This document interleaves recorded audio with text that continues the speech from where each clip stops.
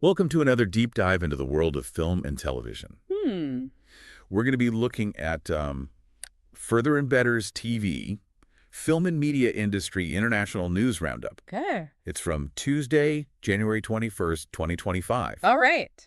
So we've got a whole bunch of news here. Yeah. We've got remakes, we've got AI controversies, global cinema, unscripted TV trends, a podcast that's helping out emerging writers and actors. Wow. Even a Turkish production company that's trying to make a global splash. Cool. So, pretty exciting stuff. Yeah, lots to talk about. And we're really lucky to have with us today someone who I think is really good at connecting all the dots and seeing the big picture. That's great. So, Yeah. I'm really looking forward to picking your brain about all this. Yeah, me too. What were your first impressions when you read this roundup?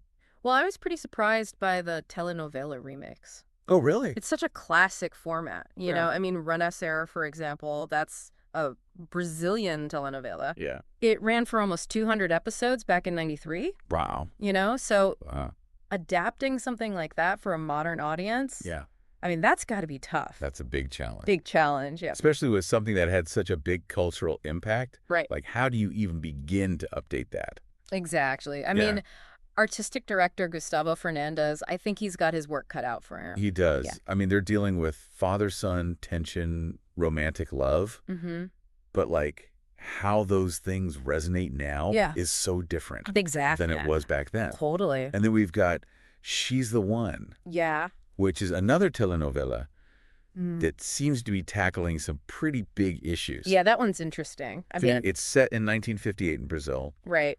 and they're taking on racism, sexism. Yeah. So showrunner Alessandra Paghi Yeah. really seems to be using this as like a platform Yeah. for social commentary, which I thought was really interesting.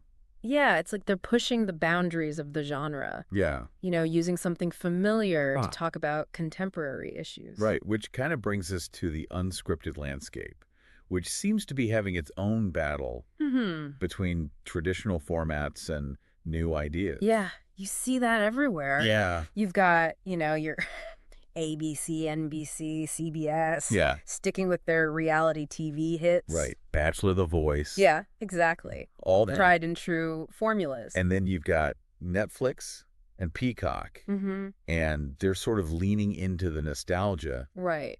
like with Squid Game. Yeah. The Challenge, Yeah. or Traitors, which is kind of interesting because it's like they're using scripted IP Right. to make unscripted hits. Yeah, a hybrid Yeah. approach. Kind of cool. And then you've got Fox kind of doing its own thing. Yeah, what about them? Like they've got shows like MasterChef and Lego Masters Oh, yeah. where they're like experimenting with different formats, but they're It's a- still Right. grounded in competition. Makes sense. Yeah. Everyone's trying to figure out what works, Yeah. you know? But what I think is really interesting is that Yeah. no matter what the format is, good storytelling is still key. Oh, absolutely. You know, Yeah. compelling characters, relatable conflicts. It's all about the story. It is, yeah. Yeah. And I think that that's actually a good segue to talk about Kunay Film, Oh, yeah. which is a Turkish production company Right. that's trying to kind of redefine Turkish cinema Interesting. for a global audience. So what are they doing? Well, their debut project Uh-huh. is a film called Son of the Rich. Okay. It's a $5 million adaptation of a Russian box office hit, Wow. which I thought That's a big move, Yeah. especially for a new company. yeah. Yeah. But it seems like they're really committed to making these high-quality films Mhm. that can compete internationally. So what's the film about?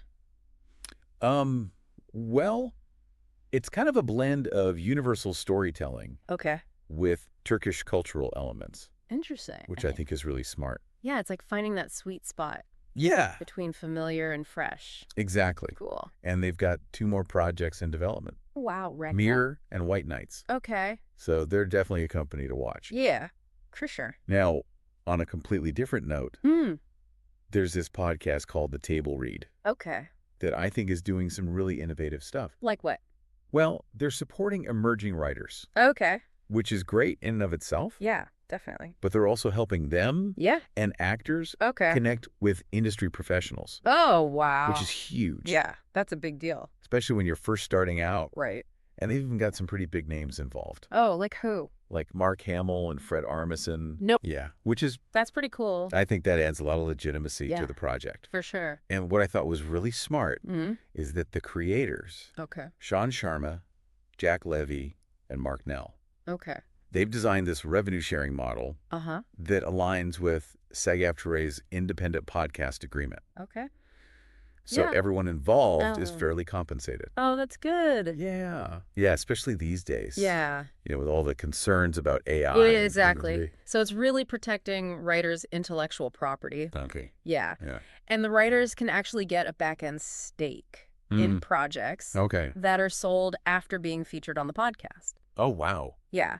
So That's game changer. it is. Like, yeah. It's a really cool model. Yeah, really cool. Now let's dive into All right. a little bit of a controversial topic, Mm-hmm. which is the use of AI in filmmaking. Yeah, that's a hot topic. Brady Corbett's latest film, The Brutalist, Okay. is kind of at the center of this debate. So what's the controversy? Well, he used AI Uh-huh. in the film Okay. to refine the Hungarian dialogue, Okay. spoken by Adrian Brody Mhm. and Felicity Jones. So did it replace their voices?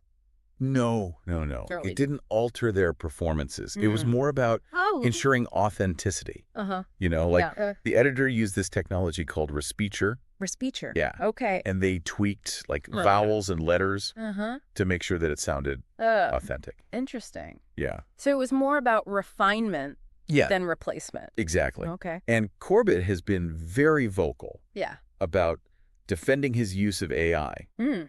saying that it was used sparingly Yeah. and very carefully. Okay. He's adamant that it was used to enhance human creativity, Interesting. not replace it.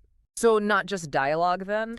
Well, Yeah. they also used AI Okay. to design some of the architectural elements in the film. Oh, wow. So it's not just about dialogue. Right, It's yeah, about yeah.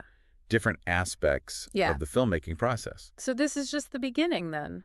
It feels like it. Yeah, we're just scratching the surface Yeah. of what AI can do. Exactly. Okay. Now, switching gears a bit, Right. let's talk about a miniseries. Mm. That's taken a pretty stark look Okay. at a dark chapter in American history. What's that? It's called American Primeval, Okay. and it's on Netflix. Right? And it's directed by Peter Berg. Mm-hmm. And it really delves into Yeah. the brutal realities of westward expansion. Mm-hmm. I mean, yeah. it's a far cry from those romanticized Mm-hmm. depictions of the Wild West that we've seen so often. Totally. They're not shying away from Yeah. the violence Uh-huh. or the displacement Mm-hmm. or the moral complexities. Oh, yeah. So what kind of events are they focusing on? Well, one of the main events Okay. is the Mountain Meadows Massacre. Oh, wow. Yeah. That's a tough one. It is. Yeah. And I think it's a deliberate choice Hmm. to focus on such a controversial Right. and disturbing event. Yeah. It shows that they're really committed Uh, to challenging those traditional narratives. that's important, Yeah. especially with a topic like that. And they brought in an indigenous consultant, Oh, good. Julia O'Keefe, Okay. to make sure Yes. that the story Mhm. is told accurately Right. and respectfully. That's crucial. Yeah, and it's interesting that Netflix is willing to air a show Yeah. that's so unflinching, Right. you know? It's not exactly light entertainment. No. Yeah.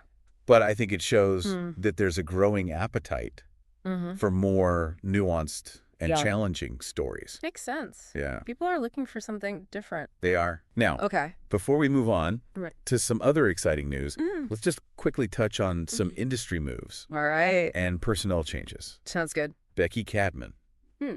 who's a really experienced television executive. Okay. She's worked at Channel 4, Line Pictures. Mm-hmm. She's joining Optiman, Optiman. yeah, Okay. which is a production company Mm-hmm. known for its really strong unscripted programming. So she's going to be doing unscripted stuff. Yeah. Okay. And she's really good at developing and producing Mm. successful reality shows and documentaries. That's a good fit. It is. Yeah. So I think it'll be interesting to see what she does there. What kind of shows she comes up with? Yeah. And then over at Nippon TV, which Hey. is a major Japanese television network, Yeah. Hiroyuki Fukuda is taking over Okay. as president and COO. Mm. He's replacing Akira Ishizawa. Oh, okay. Yeah. So it's a changing of the guard? He did. Interesting. Yeah, and Fukuda's been with the company for a long time. Oh, okay. Yeah. So he knows the ropes. He does. Yeah. He's got a deep understanding of the company Mm, and the industry. that's good. So Yeah. it should be a smooth transition.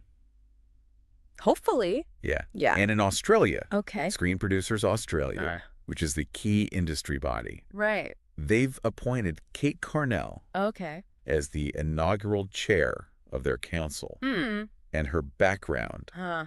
is in government and advocacy, Okay. which I think Yeah. is going to be crucial Mm. for navigating Uh-huh. the challenges that are facing Okay. the Australian screen industry right now.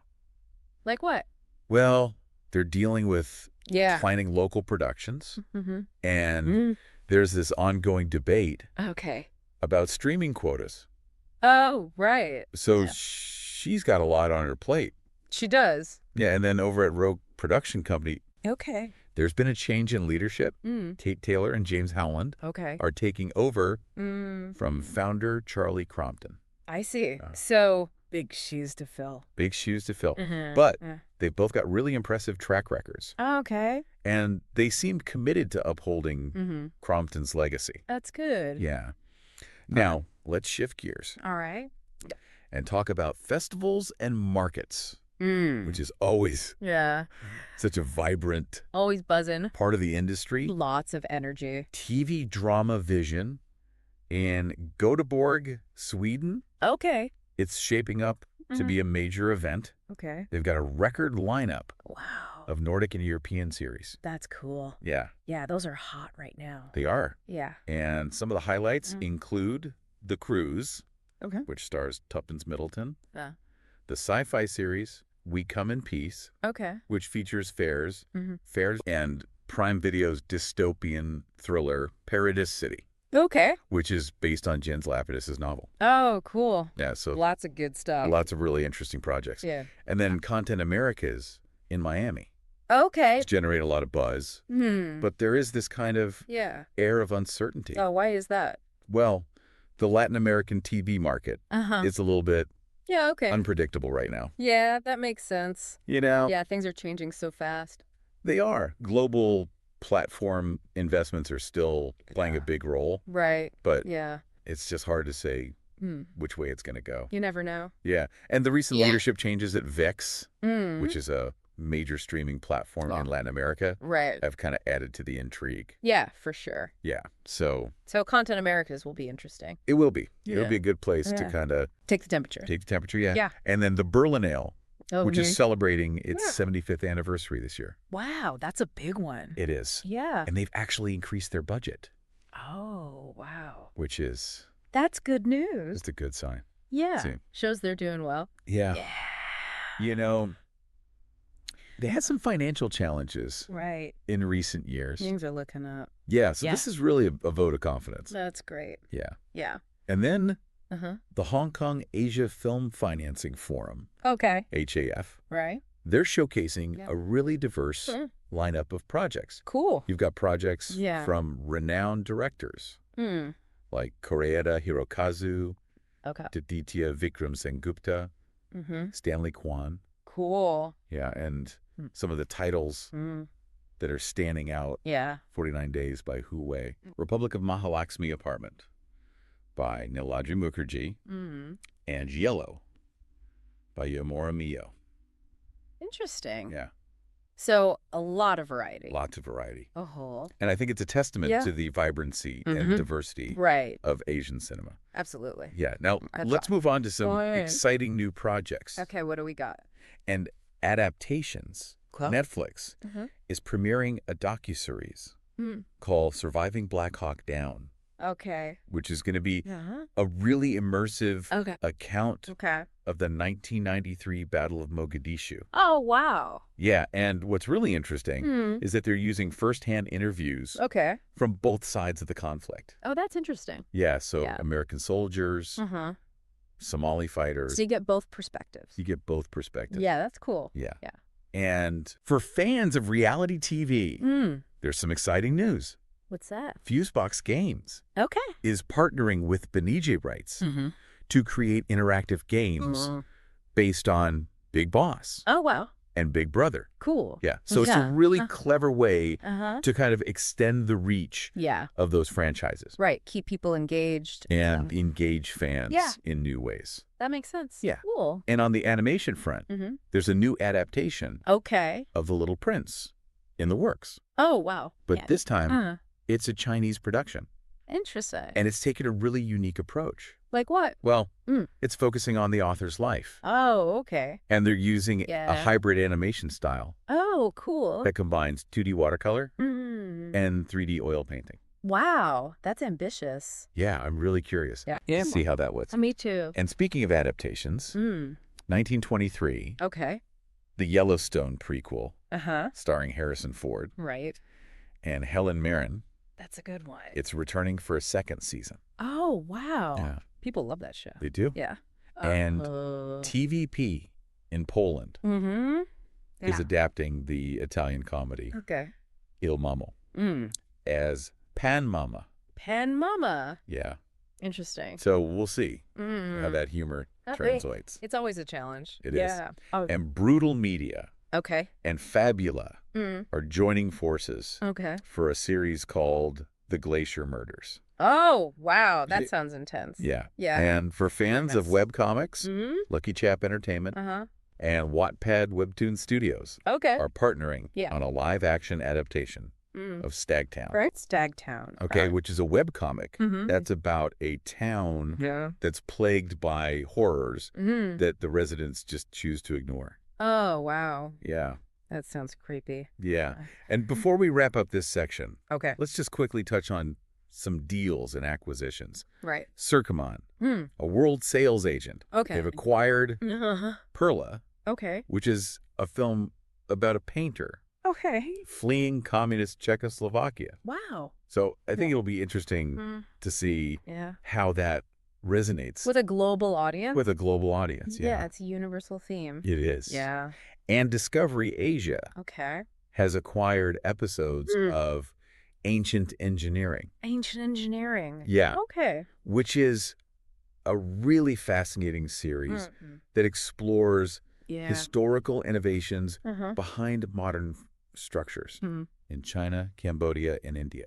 Oh, wow. Yeah, so it's a really visually engaging show, and it kind of taps into that growing interest in science and history programming. Yeah, for sure. Yeah. Makes sense.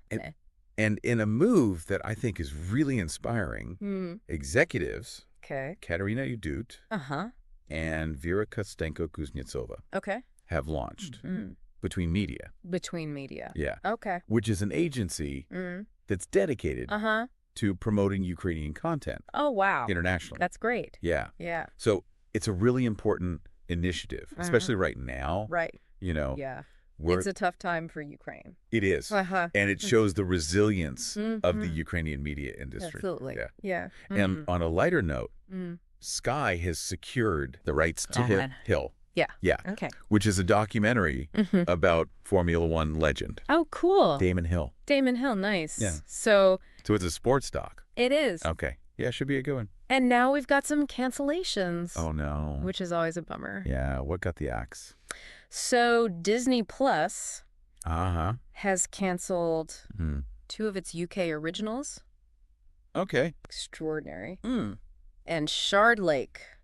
Oh, I heard of that one. Yeah. Too bad. Yeah, it's a shame. It happens. It does. It's a tough business. Yeah, for sure. But there's also some really exciting initiatives happening. Oh, like what? So ABC, BBC Studios, and Endemol are partnering for a graduate program in Australia. That's great. To support up-and-coming talent.